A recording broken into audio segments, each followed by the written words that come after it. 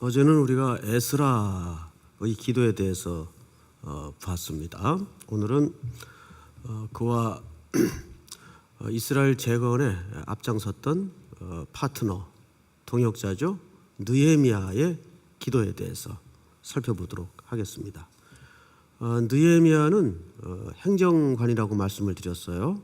에스라는 성경학자입니다.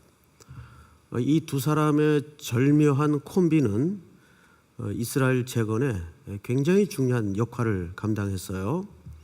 특별히 느헤미야는 단순한 행정관만이 아니라 아주 신앙이 깊고 또 기도하는 자였습니다.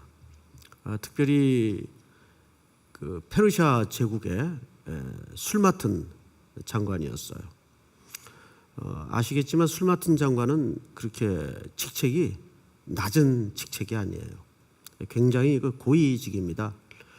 당시 고대 제국들 속에는 매일 음모, 계략, 독살, 혁명 이게 끊임없이 반복이 되어 왔었거든요. 그러다 보니까 그 음식에 왕의 생사가 걸린 문제를 검증하는 직책을 맡은 사람은 보통 신임이 주어진 사람이 아니고는 맡을 수가 없어요. 그러니까 우리가 요셉 시절의 애굽에도 보면 떡 맡은 장관, 술 맡은 장관이 등장을 하죠. 소위 그런 사람들은 지위 자체보다는 하루에 몇 번씩 왕의 얼굴을 아련해야 되는, 그러니까 전제국가나 독재국가 시스템에서는 굉장히 높은 사람이에요. 자, 어제도 잠깐 말씀을 드렸지만 바로 이 느헤미야 에스라 시대부터 약 100여 년 가까운 역사 전에, 정확히는 한 93년으로 학자들은 보는데 대략 한 100년 전이라고 넉넉하게 얘기하면 좋을 것 같아요. 오래된 역사이다 보니까 이렇게 연도까지 정확치는 않아요. 100년 전에 고레스 왕이 모든 이스라엘의 포로를 귀환시키라는 고레스 칙령이라는 영을 선포합니다. 해서 3차례에 걸쳐서 돌아가요. 포로들이. 1차 포로 귀환 때는 스룹바벨을 중심으로 많은 유대인들이 고향을 찾았어요. 그리고 2차 포로 때는, 귀환 때는 바로 어제 살펴보았던 에스라를 중심으로 많은 포로들이 또 고향 땅으로 돌아갔어요. 그리고 이제 오늘 등장하는 이 느헤미야는 사실상 세 번째 포로 귀환의 주역으로 보면 됩니다. 자, 이가 세 번째 포로 귀환을 주도할 수밖에 없었던 오늘 사정 얘기가 1장에 등장을 하는데 1절을 한번 보십시다. 1절. 하가리아의 아들 느헤미야의 말이라. 느헤미야라는 말은 하나님은 위로자이시다라는 뜻이에요. 하나님은 위로자이시다. 참 좋은 이름이죠. 이런 걸로 봐서 이 느헤미야는 집안 대대로 하나님에 대한 신앙과 고백을 가지고 포로 생활 중이었지만 흔들리지 않고 꿋꿋하게 지켜냈던 집안 같아요. 내가 아닥사스도 왕 제20년 기슬르월에 내가 수산궁에 있는데 내 형제들 가운데 하나인 하나니가, 하나니는 이제 보통 느헤미야의 친형제 중에 한 명이 아닌가 이렇게 추정을 합니다. 하나니가 두어 사람과 함께 유다에서 내게 이를 얻기로 내가 그 사로잡힘을 면하고 남아있는 유다와 예루살렘 사람들의 형편을 물은즉 3절을 다 같이 한번 읽어볼까요? 시작. 그들이 내게 이르되 사로잡힘을 면하고 남아있는 자들이 그 지방 거기에서 큰 환난을 당하고 능욕을 받으며 예루살렘 성은 허물어지고 성문들은 불탔다 하는지라. 자, 이게 무슨 얘기냐면 여러분, 사실 지금 이스라엘 백성들은 두 구분으로 되어 있죠. 끌려와서 포로 생활 중에 있는 사람들, 또 한켠에는 그 고향 땅에 남아 있는 사람들. 그런데 느헤미야의 입장에서도 사실은 남아 있는 사람이에요. 왜 남아 있는 사람일까? 지금 1차, 2차에 걸쳐서 다 고향 땅으로 돌아갔어요. 그런데도 무슨 사정과 사연이 있었는지는 몰라도 느헤미야는 아직 고향 땅으로 돌아가지 못한 남은 자예요. 바벨론 땅에. 그렇죠? 그리고 이제 이방 땅에 남겨진 사람으로서 고향 땅에서 바벨론으로 끌려오지 못하고 포로로 붙잡혀오지 않고 남아진 사람들의 형편을 듣게 된 겁니다. 구분이 좀 모호하죠. 지금 소식 속에 등장하는 고향의 사람들도 포로로 모두 끌려올 때 안 끌려오고 남겨진 사람들이었어요. 그런데 정작 느헤미야 자신도 이 바벨론 땅에서 고향 땅으로 1차, 2차에 거쳐 포로 귀환이 있었는데도 여러 가지 정황상 돌아가지 못하고 남겨진 사람이에요. 그리고 이제 남겨진 사람이 고향 땅에 남겨진 사람들의 소식을 듣게 되었는데 모든 게 황폐했고 무너졌다는 매우 비통한 소식을 듣게 된 거예요. 그러니 아무것도 없는 폐허가 된 땅에 조국 이스라엘과 신앙의 정체성을 회복한다는 것이 어디 쉬운 일이었겠습니까? 그래서 이 소식을 듣고 성경을 좀 볼까요? 4절. 내가 이 말을 듣고 앉아서 울고 수일 동안 슬퍼하며 하늘의 하나님 앞에 금식하며 기도하여 이르되, 이렇게 돼 있어요. 자, 그런데 이제 우리는 이거를 글로 읽으니까 뭐 조국의 슬픈 소식을 들었으니까 뭐 당연히 기도했겠지 정도로 생각할 수가 있어요. 그런데 느헤미야는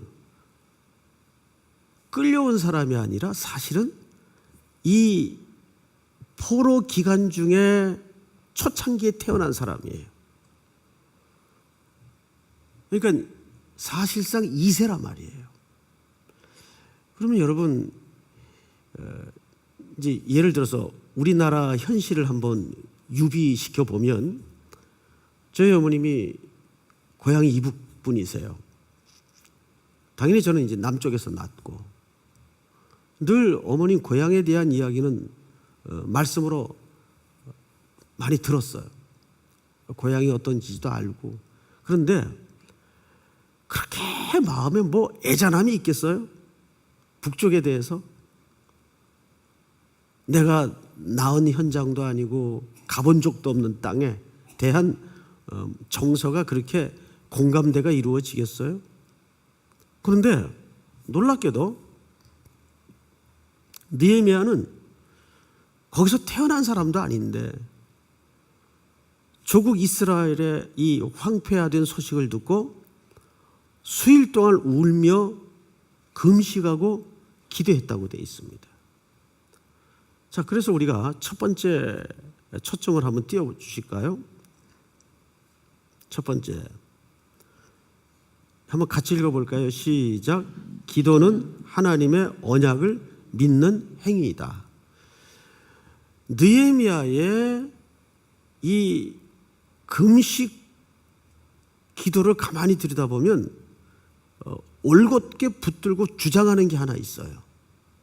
그게 뭐냐면, 자, 11절을 한번 같이 볼까요? 11절.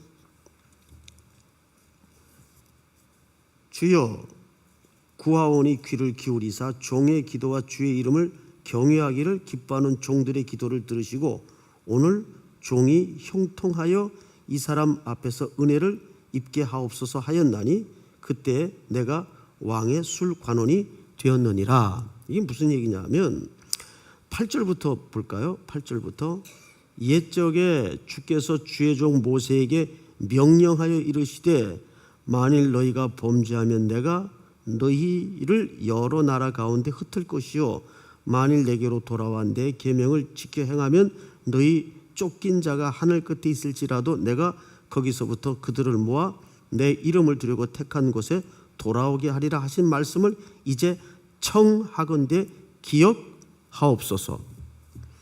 그러니까 예레미야의 기도는 사실상 선지자들의 글 속에 담아진 하나님의 뭘 붙들고 한 기도였습니까? 하나님의 언약, 약속. 그래서 기도에 관한 글들을 읽어보면 이런 표현들이 발견돼요. 기도는 하나님의 기억을 회복해야 하는 작업이다. 수사적으로는 그렇게 표현을 했지만 사실 하나님은 우리보다 우리의 형편과 우리와 하신 언약을 우리보다 덜 기억하시겠어요? 더 기억하시겠어요? 더 기억하시는 분이세요.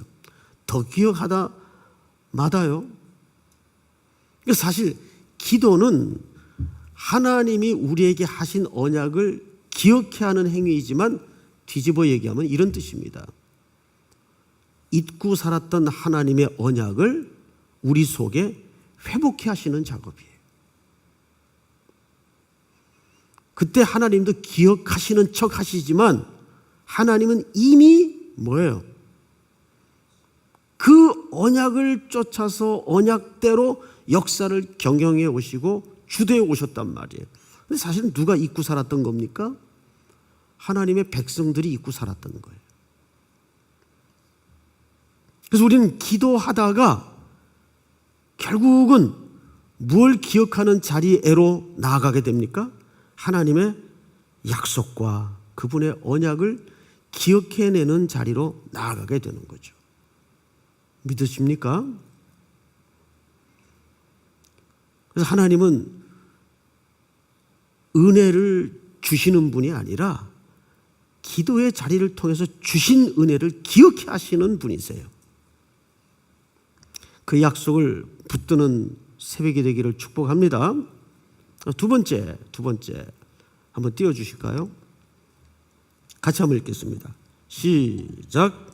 바른 기도는 형제의 고통을 공감하는 행위이다. 바른 기도는 형제의 고통을, 또 다른 말로는 이웃의 고통을 뭐 하는 행위라고요? 공감하는 행위이다. 모든 시각과 주도권을 기도하는 자 쪽에서 쓴 문장이지만 이 문장도 뒤집어 읽어야 돼요. 사실은 기도는 우리로 하여금 기도하는 자리에 나오게 함으로써 우리가 망각하고 잊고 살았던 이웃에 대한 고통에 우리를 뭐하게 하시는 작업이에요? 참여케 하시는 작업이에요. 오늘 느헤미야가 그 고국의 슬픈 소식을 듣고서 울며 금식하며 기도했다고 돼 있어요. 이것은 느헤미야가 기도하는 자리에 나아가서 저 수천 킬로 떨어져 있던 고향 땅에 얼굴 한번 보지 못한 고국의 백성들의 그 비통한 소식을 내 고통으로 끌어안고 하나님 앞에 기도하는 행위예요. 이건 사실 누가 바라는 작업이에요? 하나님이 바라시는 작업이란 말이죠. 왜 우리 교회로 하여금 이 시대로 하여금 더 많은 이들을 기도의 자리로 나오게 하나님이 강력히 촉구하시는 걸까요? 이유는 하나예요. 우리가 그동안 망각하고 잊고 살았던 이웃의 슬픔과 이웃의 고통에 대해서 공감하는 자리로 나아가라고 말이에요. 그 첫 번째 행위가 뭐라는 말입니까? 기도의 행위라는 말이에요. 그래서 기도하지 않는 이는 이웃을 사랑하지 않는 자라고 단언해도 틀린 말은 아니에요. 이웃을 사랑하는 이는 반드시 그 이웃의 고통에 대해서 그 일을 기도로 착수해야 돼요. 하나님이 우리에게 그 자리로 기도라는 방식 속에 불러들이고 있고 끌어들이고 있는 거예요. 기도는 이웃의 고통을 공감하는 행위이다. 믿습니까? 자, 세 번째를 한번 볼까요? 한번 읽겠습니다. 시작. 바른 기도는 계획을 가진 기도이다. 바른 기도는 계획을 가진 기도이다. 가끔 이런 분들이 있어요. 뭐 도움이 필요하다고 찾아왔어요. 뭐 예를 들어서 그래 지금 필요에 대해서 그러면 어떤 계획을 갖고 있습니까? 물어보면 예 목사님 이제 뭐 계산 없이 기도만 합니다. 자신 있게 기도만 합니다. 그러면 좀 솔직히 확 짜증이 나요. 야, 이 사람은 기도만 하면 어떡하냐. 대안을 가지고 기도해야지. 하나님이 하시겠죠. 이게 이제 겉으로는 굉장히 믿음이 있어 보이는데 이런 기도는 자칫하면 명분의 기도요, 허공을 때리는 기도가 될 수 있어요. 여러분, 느헤미야는 어떻게 기도했을까요? 2장 1절을 한번 볼까요? 아닥사스다 왕 제20년 니산월에, 아까 1장 1절에는 몇 월이라고 그랬죠? 기슬르월에. 그러면 이게 이제 몇 개월 차인가 하면 4개월 차이예요. 지금 넉 달째 고국에 들려진 슬픈 소식을 놓고 계속 기도하고 있는 거예요. 자, 그런데 아닥사스다 왕 제20년 니산월에 왕 앞에 포도주가 있기로 내가 그 포도주를 왕에게 드렸는데, 아까 느헤미야는 뭐 맡은 장관이라고 그랬죠? 술 맡은 장관이에요. 이전에는 내가 왕 앞에 수심이 없었더니 2절 시작. 내가 병이 없거늘 어찌하여 얼굴에 수심이 있느냐. 이는 필연 내 마음에 근심이 있음이로다 하더라. 그때 내가 크게 두려워하여. 여러분, 왕이 넌 전에 얼굴빛이 근심이 없더니 요즘 얼굴이 너 왜 그러냐? 그랬더니 그 이야기를 들은 느헤미야의 입장에서 드디어 이제 왕이 내 이 좀 고통을 인지하고 계시는구나 하고 기뻐해야 되는데 뭐라고 돼 있죠? 근심이 있음이로다 하더라. 그때 내가 크게 두려워하여 그랬어요. 왜 두려워했어요? 여러분, 이 고대 시대에 이 왕과 신하의 관계를 좀 이해할 필요가 있어요. 왕 앞에 얼굴이 우거지 죽상에다가 밟지 못하면 죽일 수도 있었어요. 쟤 좀 치워라. 영 내가 아침마다 눈 뜨면 제 얼굴 보면 하루 일정이 사납다. 그럼 죽일 수도 있었어요. 지금 현대인들의 이해로서는 잘 이해가 안 되죠. 그래서 항상 왕 앞에서는 지금 여러분들 그런 표정으로 앉아 계시면 안 돼요. 새벽이라 그렇죠? 항상 해같이 밝은 얼굴로 항상 밝게 하나님 앞에서 항상 입꼬리를 잠깐 올리고 밝게. 그런데 왕이 보니까 저 사람이 저러지 않는 사람인데 왜 얼굴이 저런가 하고 이제 본인에게 직접 물어본 거예요. 뵐자리가 자주 있으니까. 그 왕이 그 말을 하니까 덜커덕 두려웠다 그 말이. 그래서 자, 그리고 이제 성경을 좀 보십시다. 3절. 왕께 대답하되 왕은 만세수를 하옵소서. 내 조상들의 묘실이 있는 성읍이 이제까지 황폐하고 성문이 불탔사오니. 여기 보니까 내 조상들의 뭐가요? 묘실. 그리고 5절을 또 볼까요? 5절 읽습니다. 시작. 왕에게 이르되 왕일만이 좋게 여기시고 종이 왕의 목전에서 은혜를 얻었사오면 나를 유다 땅 나의 조상들의 묘실이 있는 성읍에 보내어 그 성을 건축하게 하옵소서 하였는데. 네, 묘실이란 말이 두 번 등장을 해요.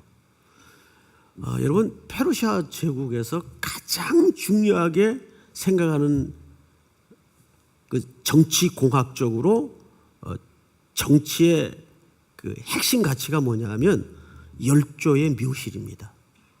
묘실. 이거를 누가 잘 알았어요? 당연히 느헤미야가 잘 알고 있었죠. 이 페르시아 제국에서 가장 중요하게 생각하는 정치 공학적 가치가 열조의 묘실을 모시고 섬기는 일이에요. 근데 지금 느헤미야가 왕이 얼굴에 수심이 있는 걸 알아챈 틈을 타서 어떤 카드를 딱 꺼내듭니까? 묘실이라는 단어를 딱 꺼내들어요. 이거는 굉장히 지혜로운 겁니다. 그리고 그는 이 이후로 쭉 어떤 설명을 하는가를 보면 6절을 잘 보세요. 그때 왕후도 왕 곁에 앉아 있었더라. 왕이 내게 이르시되 내가 몇 날에 다녀올 길이며 어느 때 돌아오겠느냐 하고 왕이 나를 보내기를 좋게 여기시기로 내가 기한을 정하고 또 내가 또 왕에게 이르되 왕이 만일 좋게 여기시거든 강 서쪽 총독들에게 내리시는 조서를 내게 주사 그들이 나를 용납하여 유다에 들어가기까지 통과하게 하시고 또 왕의 삼림 감독 아삽에게 조서를 내리사 그가 성전에 속한 영문의 문과 성곽과 내가 들어갈 집을 위하여 들보로 쓸 제목을 내게 주게 하옵소서 하매. 자, 여러분 앞을 잠깐 보실까요? 이게 지금 왕의 면전 앞에서 바로 이어지는 대화예요. 뭐 어떻게 뜸들였다가 며칠 후에 이루어진 대화가 아니고, 그러면 무슨 뜻이 되냐면 느헤미야는 무턱대고 기도만 한 사람입니까? 기도하면서 계획을 가지고 있었던 사람입니까? 바로 그 말이에요. 무턱대고 기도만 한 사람이 아니에요. 제 아주 가까운 지인 중에 정말 속 터지는 사람이 오래전에 한 번 있었어요.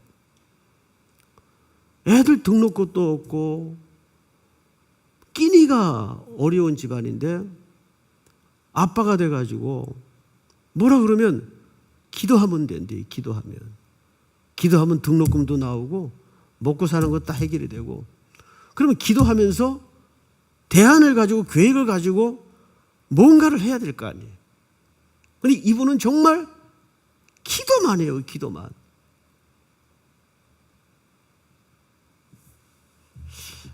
끝이 안 좋았어요. 여러분, 세 번째 초점을 한번 다시 볼까요? 바른 기도는 뭘 가진 기도이다? 계획을 가진 기도이다. 믿습니까? 자, 우리는 오늘 이 말씀을 마치면서 하나님의 또 하나의 빅 픽처를 한번 보겠습니다. 큰 그림을 한번 보겠습니다. 자, 1차 포로 때 스룹바벨을 중심으로 많은 동족들이 돌아갔어요. 2차 귀환 때 에스라를 중심으로 많은 동족들이 고향 땅으로 돌아갔어요. 그리고 이제 느헤미야는 그마저도 끼질 못하고 남의 땅 페르시아에 남겨진 사람이 되었어요. 우리 살면서 종종 나머지 될 때가 많죠. 노 하고 나머지는 이쪽으로 가고, 항상 그걸 이제 보통 우리 사회에서 잉여 인간이라 그러죠. 나머지. 그 나머지에 끼일 때 참 좀 마음이 그렇죠. 나는 언제나 돌아갈 수 있을까? 나는 언제나 주류 자리에 끼어들 수 있을까? 그런데 1차, 2차 돌아간 유대인들이 제대로 못하고 있었어요. 느헤미야가 돌아가서 성벽을 며칠 만에 완공해냅니까? 52일 만에. 이건 기적이에요. 52일 만에 엉망진창이 된 히브리인들의 마음을 정리하고 에스라와 함께 부흥운동을 일으켜서 52일 만에. 그러면 그 과정은 순탄했나? 뒤에 가보면 엄청난 음모와 방해가 있었어요. 그런데 해냅니다. 한 손에는 말씀을 들고 한 손에는 삽을 들고 결국은 해냅니다. 수많은 사람들이 조롱을 했어요. 바로 느헤미야는 하나님께서 바로 이때를 위하여 남겨놓은 히든 카드였어요. 그리고 느헤미야가 고향을 생각하며 페르시아 제국에 남겨졌던 그 길고 긴 기다림의 시간도 하나님의 감추어진 시간이었어요. 언제나 우리 인생에는 그런 시간이 있어요. 나는 언제나. 그래서 히브리인들의 그 언어 속에는 하나님의 숨겨진 시간이라는 표현이 있어요. 기도는 결국 그 하나님의 숨겨진 시간을 묵묵히 기다리는 시간입니다. 오늘 세 가지 말씀을 다시 한번 점검하고 또 기도하도록 하겠습니다. 첫 번째, 한번 같이 읽겠습니다. 시작. 기도는 하나님의 언약을 믿는 행위이다. 두 번째, 바른 기도는 형제의 고통을 공감하는 행위이다. 세 번째, 바른 기도는 계획을 가진 기도이다. 이 세 가지 초점을 붙들고 오늘도 주님 앞에 간절히 기도하는 아침이 되기를 바랍니다. 오늘 수요 예배가 있죠. 또 수요 강단에도 하나님이 함께 해주시고 이제 일부에 많이들 나오시는데 이제 다음 주는 고난 주간이죠. 이 고난 주간 주님의 겟세마네의 시간을 계속 우리의 삶에 우선순위에 둘 수 있도록 인도해 주시옵소서. 하나님의 감추어진 시간 속에 지금 놓여져 있는 분들이 반드시 있어요. 그 하나님의 시간이 충만해지기까지 믿음으로 약속을 붙드는 백성이 되게 하여 주시옵소서. 우리 다 같이 통성으로 기도하시다가 일어서시기 바랍니다. 다 같이 기도하겠습니다. 하나님 아버지, 은혜를 진심으로 감사합니다. 자비와 은혜를 기억해 주시고 오늘도 우리에게 임하실 주님의 나라를